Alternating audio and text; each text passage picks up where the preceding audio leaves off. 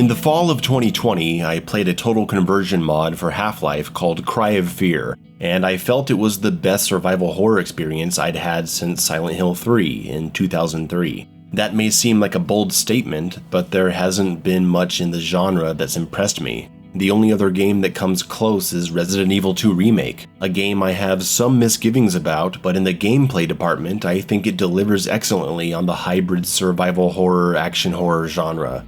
Capcom has since lost its way with the soulless and gutted RE3 Remake and the wet fart that was Village. For a while, it's felt like classic survival horror fans would only get a major release once in a blue moon. But in recent years, there's seemingly been a renewed interest in the genre in the indie scene. Whether it's Cry of Fear, Darkwood, Amnesia, there's definitely people keeping the spirit alive. I'm not going to debate much about what actually counts as true survival horror. I'll leave that to my other video on the topic, which I invite you to watch here. I'm just expressing how happy I feel seeing horror-themed and survival horror games continuing to have a place. Just last year, we saw Tormented Souls, a game I have yet to play but have heard many survival horror fans enjoyed, and Alisa, a truly classic Resident Evil style game with fixed camera and everything. There's a hunger for these games, and I'm excited to be able to add another title to the list.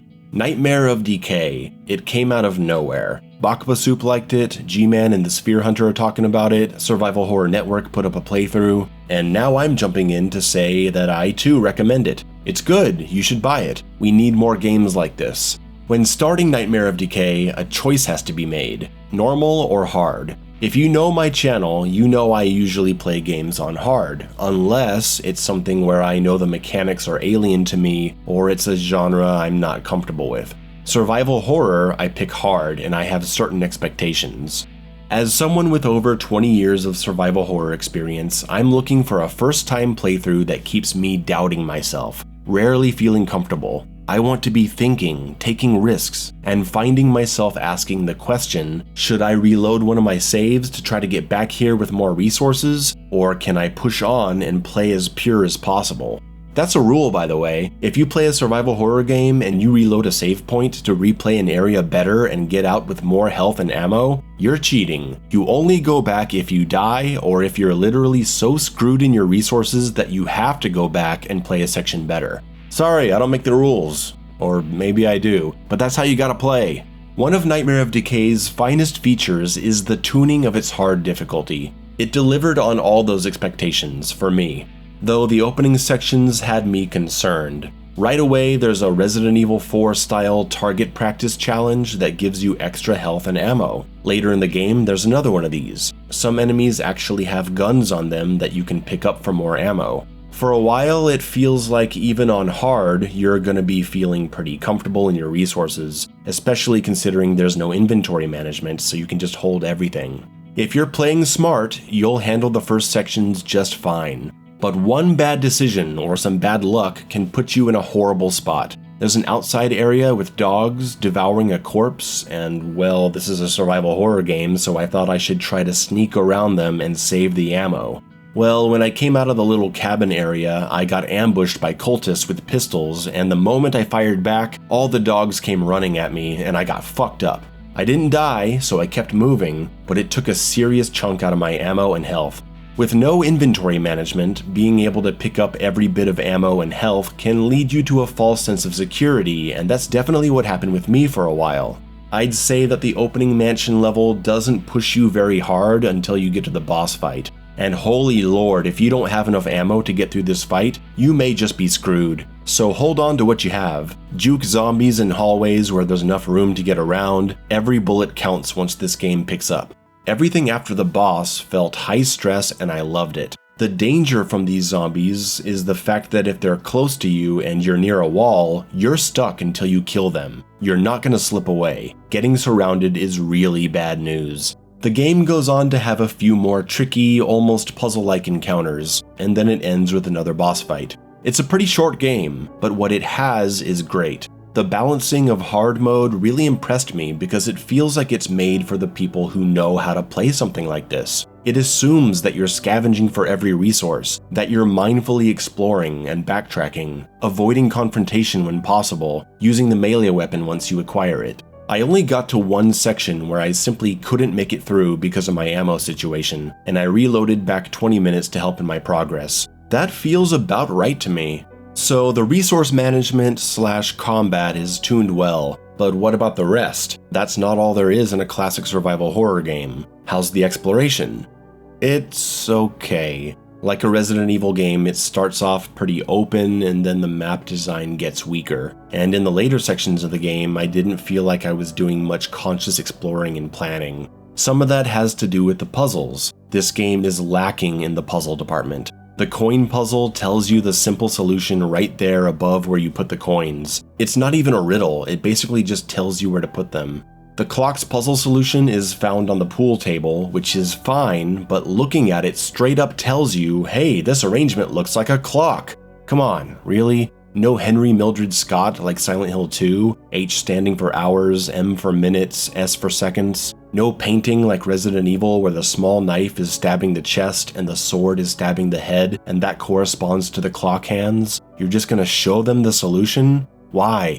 You gotta collect 3 chemicals to make acid, but you don't have to put them in any particular order or they explode and you die, or mixing them or anything like that. Just find them and put them in. This thing needs 3 tablets, go to 3 sections and get the tablets and put them in no particular order. There's just nothing here. And I'm not saying that every puzzle in classic survival horror games was thoughtful and interesting, but they are there, mixed into the experience. I'm not saying that Silent Hill asking you to take the chemical to dissolve the hand is a top-tier puzzle, but it does have the piano puzzle where the key order is determined by the poem about white and black birds, figuring out that you can use the rubber ball to block the drain and use the water to free the stuck key, combining a wax doll with a lighter and a horseshoe to make a handle for a door, Resident Evil 2 Remake and the chess piece puzzle, Resident Evil 3's water sample puzzle, as polarizing as that is, Cry of Fear's statue puzzle, which, while poorly worded, is a great idea, Alisa's slide puzzle, Alisa's timed lock puzzle, or the book puzzle where the solutions come from physical interaction. Nightmare of Decay having nothing even close to the puzzles found in classic survival horror titles is a big mark against it, because if you don't have good puzzles to think about, your game has to rely more and more on action to keep the player involved, and you drift further and further into the action horror genre. The closest we get to anything kind of interesting is the statue puzzle where you turn it around using the crank, and that's just a Resident Evil 1 puzzle anyway. I'm not quite sure how to work in these next bits of criticism because they're kinda small, so I'm just gonna lump them here together. I'm not a big fan of the infinite saves. I think this game would work much better with a classic Resident Evil limited save mechanic, so you can't open a door, get a lucky critical headshot, and then turn around and go to the save station again. I don't like that I can do that. It makes the game a bit save scummable in a way. Maybe there could be a limited save game option where finding save credits is part of exploration. Binding weapons to keys and then dying leads to the game forgetting your key bindings. You have to bind keys and then get to a save station, which is annoying. Dynamite explodes in water but apparently does no damage. I think the crowbar should use stamina so it's harder to wipe out an entire room with it. This guy gets winded by jogging for 10 seconds, but he can swing a crowbar endlessly. The stamina system is something I'm a bit torn on actually. I'm cool with having a stamina system in a game like this. It works so you can't constantly run away from enemies. But when all the enemies are dead, the stamina bar goes away, and you can freely run around and explore. It's nice. It makes backtracking way better because it's honestly really annoying running out of stamina when you're just trying to run back to a save station or solve a puzzle.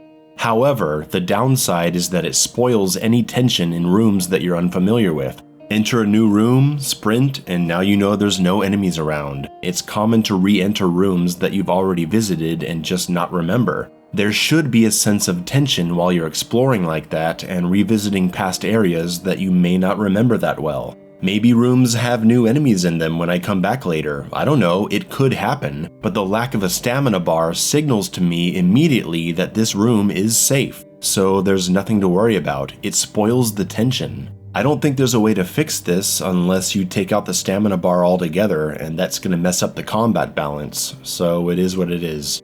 And I can't break this guy's booze bottle. What's up with that? Terrible game, 0 out of 10. Okay, regarding the story, I don't get it. There's some notes to read that give some creepy background info about this place, but other than that, I don't know what's going on. There's no characters to get to know. I don't know why my character is important. I'm sure I missed something. And yeah, I know, Mayo doesn't care about the story, big surprise. But hey, I'll bet my life that this game's creator made it because he wanted to make a really fun survival horror game, not because he had a story he was dying to tell. So it's not surprising, and it's totally understandable that the story isn't interesting. The story doesn't jump out to me because it's nowhere near the top of the priorities the designer had for this game, and it shows. Moving on. There are several sections that are obvious tributes to the Resident Evil series, old and new. Many of you have seen the homage to the original zombie reveal, and this main hall layout is basically the Spencer Mansion. It's even got a center staircase door from RE1 Remake that leads outside. And call me crazy, but this underground section has to be based on that part from Village, which is cool, cause that's one of the only good parts in that game. If you caught any more tributes to old games, let me know in the comments, and then go to my merch store and spend several hundreds of dollars.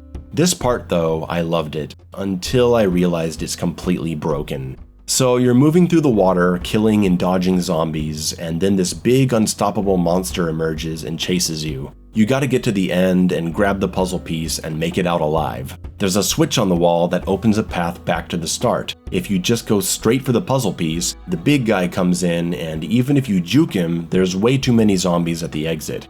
So I was thinking, wow, this is cool. I need to circle around before I get the puzzle piece, figure out which zombies I absolutely need to eliminate, and then manipulate the rest and coordinate to be able to get the puzzle piece and escape before the big guy gets me, or the zombies box me in. Sounds like a lot of fun. But no, I was overthinking it. I spent like 20 minutes replaying this section trying to work out an efficient strategy to both survive and save resources. I was a fool. If you hit the switch and immediately leave the room, you can come back and have all the monsters despawned and just run straight to the puzzle piece, meaning you can make it out by spending almost no resources and taking no risk. That sucks. This section could have been one of the best parts of the game.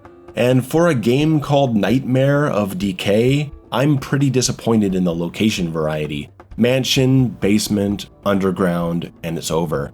Yeah, you can chalk it up to it simply being a short game and it being made by one guy who's only on his second game, I think. But a game is a game, and either it should have been longer and gone into some more horrific situations like Cry of Fear eventually does, with its twisting reality and nightmarish worlds, or it shouldn't have been called Nightmare of Decay, because I don't see anything decaying, and for a nightmare, this place is kinda lame. So look, Nightmare of Decay might be lacking in some important aspects, but in the end, I still had a good time with it. It could have been more, I wish it were more, but for what it is, a short romp through a creepy mansion trying to survive with limited resources and a little exploration, it gets the job done. And it's what, $5? Totally worth it, especially when it's supporting someone who's trying to give us a quality horror experience. I hope it does well enough to warrant a much more ambitious follow-up that fleshes out the world and story a lot more, and incorporates more important aspects of the genre. Thanks for watching.